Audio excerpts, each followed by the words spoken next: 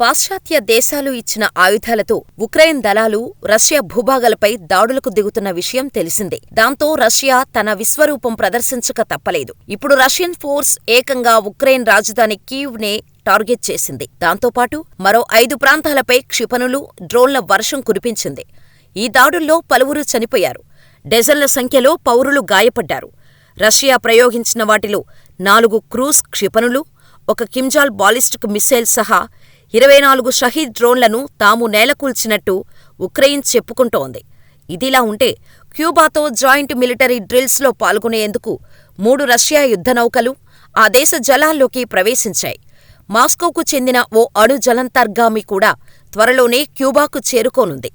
క్యూబాతో ఉమ్మడి విన్యాసాల అనంతరం రష్యా యుద్ధనౌకలు వెనెజువేలాకు వెళ్లే అవకాశాలు ఉన్నాయి. యుద్ధంలో ఉక్రెయిన్కు అమెరికా సహా పలు పశ్చిమ దేశాల మద్దతు కొనసాగుతుండటంపై మాస్కో తీవ్ర ఆగ్రహంతో ఉంది.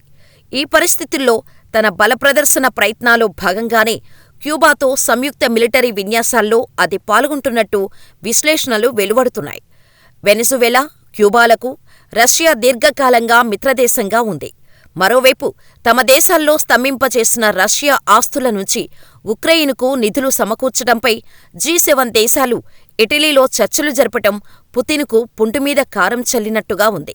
వెస్ట్ వ్యవహరిస్తున్న తీరుకు రగిలిపోతున్న రష్యా ఆ కసిని ఉక్రెయిన్పై ప్రదర్శిస్తోంది. పశ్చిమ దేశాలు ఎంతగా కవ్విస్తే ఉక్రెయిన్ అంతగా ధ్వంసమవుతోంది. ఒకవైపు ఉక్రెయిన్ను యుద్ధంలో ప్రోత్సహిస్తూనే పైకి శాంతివచనాలు పలుకుతున్నాయి యూరప్ దేశాలు.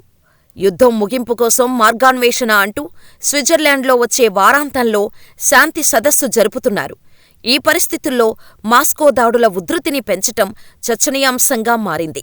ఇదిలా ఉంటే ఉక్రెయిన్కు తాము సొంతంగా ఆర్థిక, సైనిక సాయమేదీ చెయ్యబోమని హంగరీ నాటోకు తేల్చి చెప్పింది.